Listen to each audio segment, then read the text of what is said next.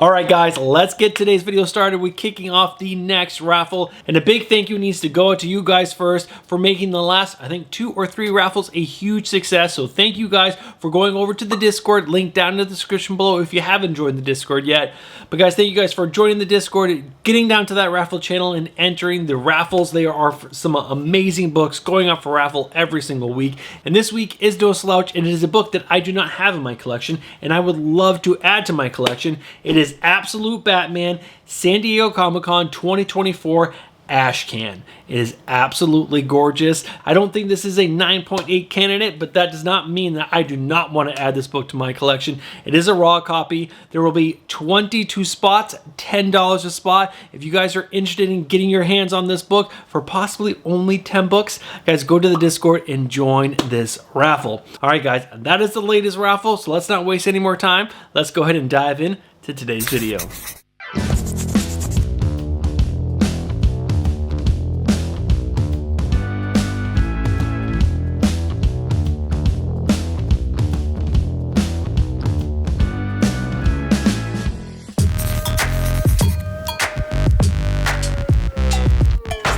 March 2nd. We're already talking about comic books for March, which is crazy. Do you guys ever feel like time is just moving way too fast? Because I'm definitely having that feeling right now. I had a work call yesterday, and all of a sudden we were talking about March, and then April. I'm like, wait, I thought it was just February 1st.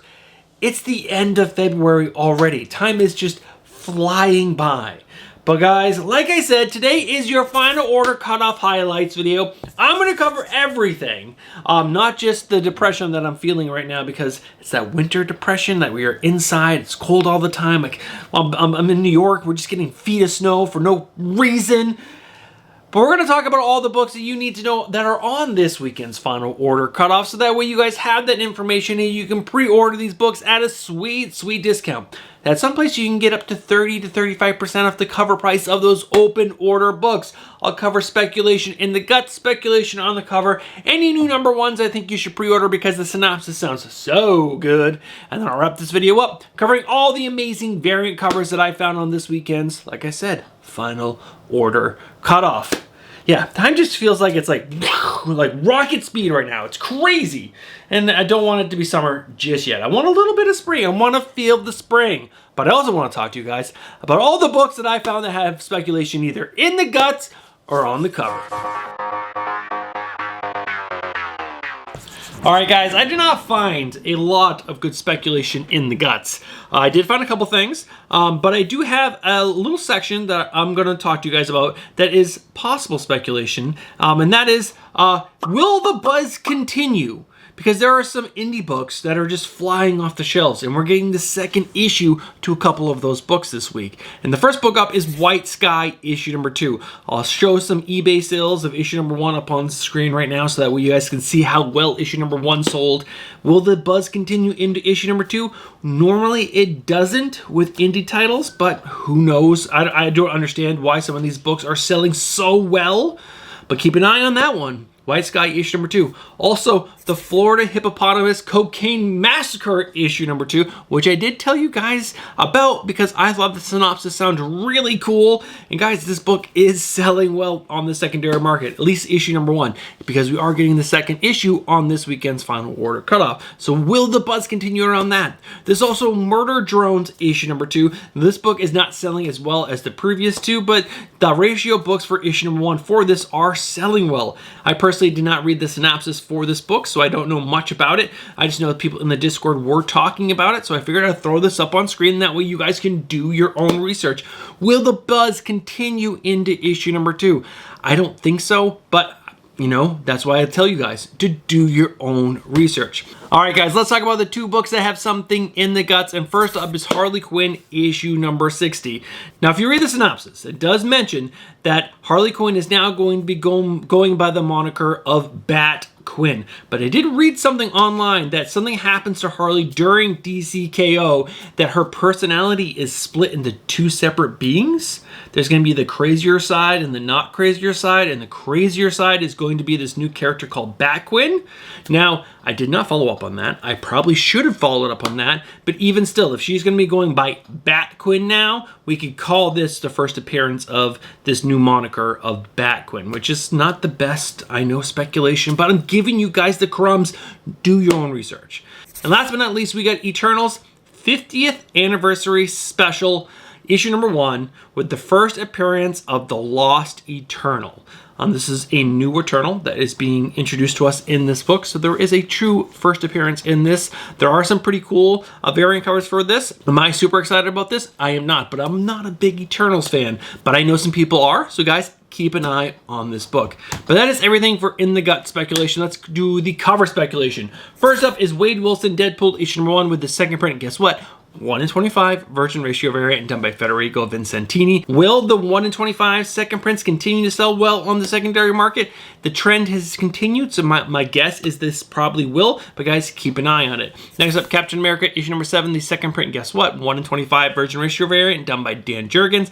I don't care for this, but that doesn't really matter. What I care about, these second print 1 in 25s do sell well. Next up, Wolverine, Weapons of Armageddon, issue number 1, the second print, 1 in 25 virgin ratio variant done by Ian Huckley. It's pretty cool. They did have the option to do that Dan Panozin cover. They made that the regular second print and not the 1 in 25, which they really should have gone with that one, in my opinion, for the 1 in 25. Next up, the Florida Hippopotamus Cocaine Massacre, issue number 1, the second print, done by Marguerite Sauvage. It's a fantastic cover. Second print for a very popular first issue. Now, if we look at the other indie books that are selling well, let's take Dork, for example, which is on its 3rd or 4th printing already. The second print continued to sell well. Will this book follow suit? I am not sure. That's why it's called speculation. I'm speculating on it that it will. Next up, I Hate Fairyland, issue number 49, the cover C variant, which is the Scotty Young variant. And this is a Star Wars Return of the Jedi movie poster homage variant, and it's pretty stinking great. Next up, Murder Drones, issue number 2, the cover D 1 in 20 ratio variant done by Patricia Martin. I threw this on here because the ratios for the first issue did sell well, so maybe the ratios for issue number 2 will also continue to sell well. Next up is a gorgeous book, The Department of Truth, issue number 36, the cover C, the 1 in 25 ratio variant done by Cleo Brailsford. It is awesome. This new character that they're introducing in issue number 36, there's also Ben Templesmith is going to be the main artist on this book. Moving forward, they're introducing this character, and this character looks freaking awesome. Next up, Feral, issue number 21, the cover D, the 1 in 25 ratio variant, which is the G.I. Joe homage variant done by Tony Fleece. Come on. G.I. Joe fans might want this. I think this could be a good bet. I'm not sure. Do your own research. Next up, X-Men issue number 28, the 1 in 50 color block white virgin ratio variant featuring Mystique done by David Nakayama. This cover is gorgeous. 2 more covers. Next up, Venom issue number 256, the 1 in 50 color block white virgin ratio variant done by David Nakayama. It's okay. Yeah, the other one with Mystique is way better. The final cover, which I'm not sure how well Mark Spears ratio covers are selling. I didn't do any research on that, but I know there is a large fan base for Mark Spears, and this cover is pretty good. This is Mark Spears Monsters, The Monster and the Wolf, issue number 3, the cover E, 1 in 50 Queen of Hearts ratio variant, done by Mark Spears. Will this sell well? I don't know. Guys have to do your own research. All right, guys, that's everything for speculation in the guts and on the cover. Let's move on to the new number 1. There is one new number 1 that sounds pretty cool that I think you guys should pre-order because the synopsis sounds so good.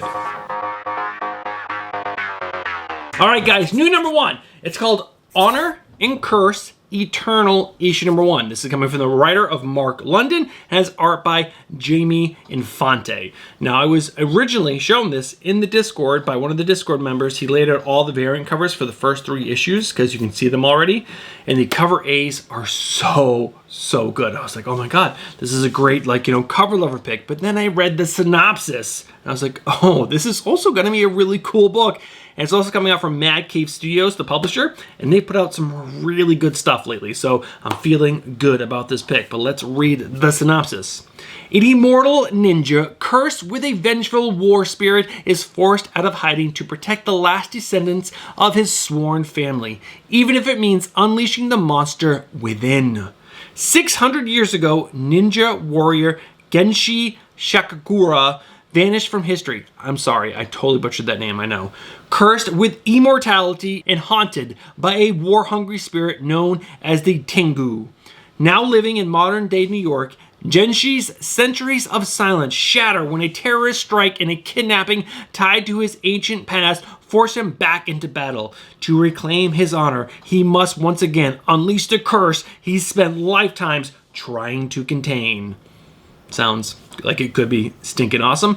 Art by Jamie Infante is pretty decent. The story sounds awesome. I will be picking up the cover A for issues number 1, 2, and the cover A for issue number 3 is stunning. It's so good.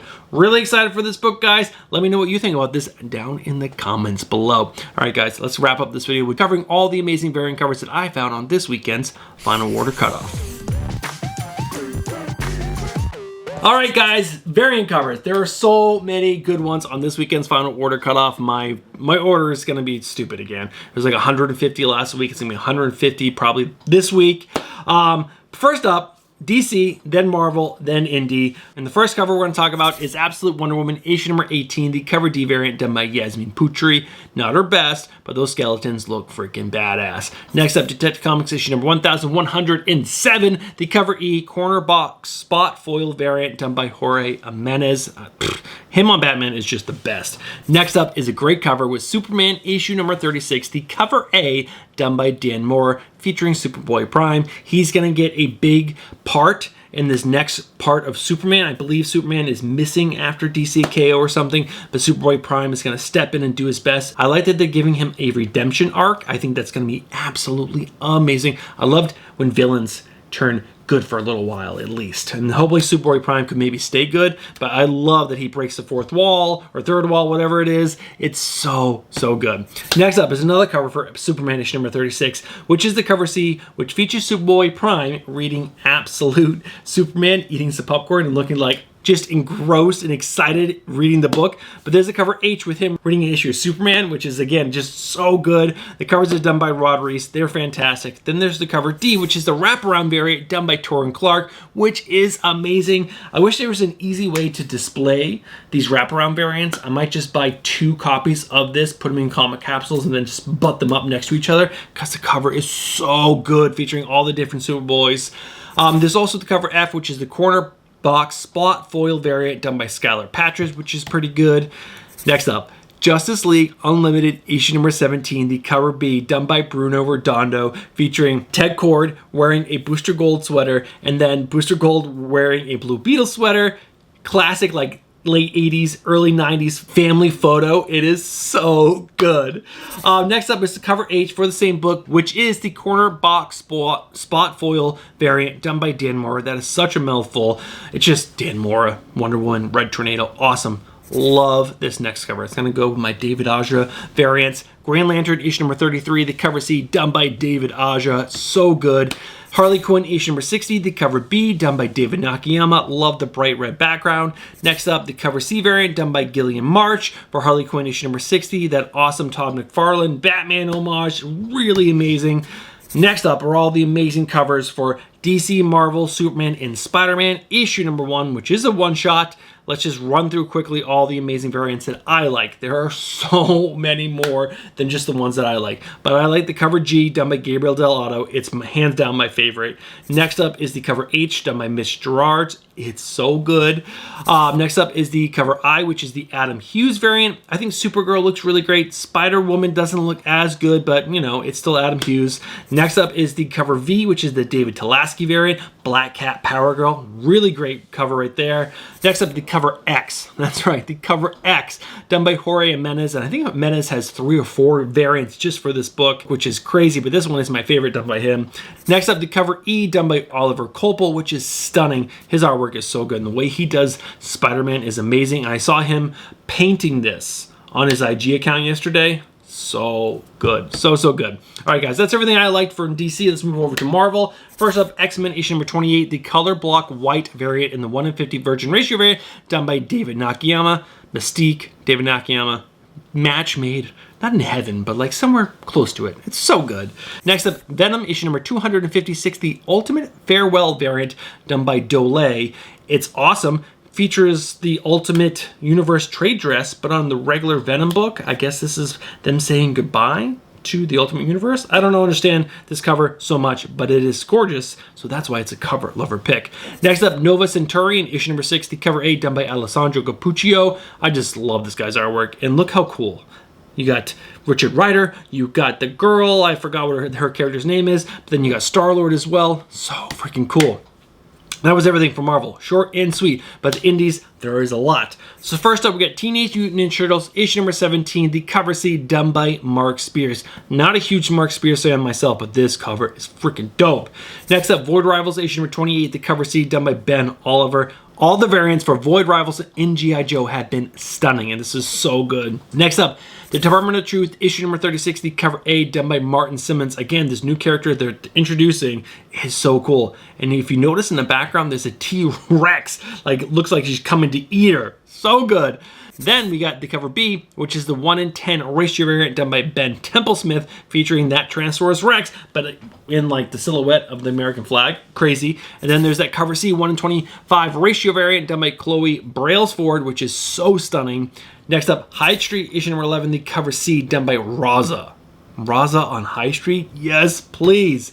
Next up, a book I had on last week, which I think got delayed, obviously. Thundercats, issue number 25, the cover A and the cover K, 1-in-15 virgin ratio variant done by Lucio Perillo. How good does Chitara look? So good. Next up, The Twilight Zone, issue number 6, the 1-in-15 black and white variant done by Carla. I'm not even going to try to pronounce that, but this cover is amazing. I have no idea what's going on. I love the line work and just, it is so good. Next up, I Hate Fairyland, issue number 49, the cover D, the Invincible Team Up variant done by Scotty Young.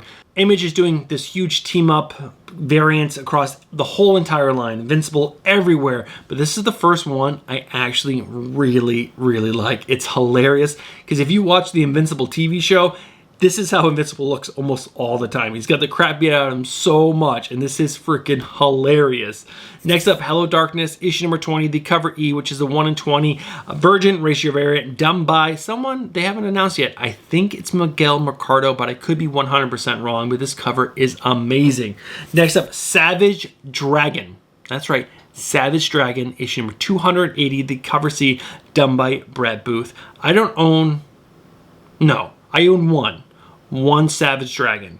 I think it's issue number 1, possibly. It's a cool cover, but this is amazing. I would read Savage Dragon if it was a good story and it looked like this. I am 100% pre-ordering this because this is so good. Next up, Honor and Curse Eternal, issue number 1, the cover A, done by Nick Markovich. Somewhere in there. Cover is so good. Wait till you see issue number 3. You're gonna love it so much. But guys, those are all the variant covers for DC, Marvel, and all the indies. And that means it's time to wrap this video up. All right, guys, we are at the end of today's video. Now, I highly suggest you guys go to the links down in the description below. Join the Discord for one. Always join the Discord. We're doing raffles every single week. Really cool books. Opportunities for you guys to possibly win really cool books for like $5, $10 buy-ins. But also, there are links to Lunar and Penguin sites. So that way you guys can go and double check what books are actually on this weekend's final order cutoff. Because remember, I record this video early. I'm recording this video on Thursday, February 26th. The day after New Comic Book Day, and DC, Marvel, and all the indies have until tomorrow, Friday, 5 p.m., I believe, to lock in what books are actually going to be on this weekend's final order cutoff. So this is me reminding you, do your own research. It's the most important thing. You can't just rely on this video, but you can rely on Left Tarot. He does a great job of the speculation part. He does way better than I do. I will fully admit he is the best. Or maybe not the best, but he's up there. A lot of people rely on him for the best spec in the game on Final Order Cutoff in New Comic Book Day. Rely on me just to give you a lot of information. That's what I try to do in these videos, is give you as much information as I can, and you guys do your own research. All right, guys. If you guys have been watching from the beginning of today's video all the way to this point in the video, I just gotta say, you guys are legends, great supporters of the channel, and I cannot ever ever thank you guys enough. Last but not least, if you guys look down and you guys are not subscribed to the channel, I'm just gonna say, what are you doing? Get yourself subscribed, hit that bell for notifications, and smash that like button. Now, one last thing. I gotta say sorry to all my peeps who love my Wednesday pull list video, and I haven't made one the last 2 weeks. And the only reason is family life has, taken precedent, and it will always take precedent. My kids were off the previous Monday for whatever reason. I forgot what it was. Maybe it was like a snow day or whatever. They were home. I couldn't get all my reading done, and then Tuesday was really busy in work, and I didn't have time to make that video. This week, they were off again.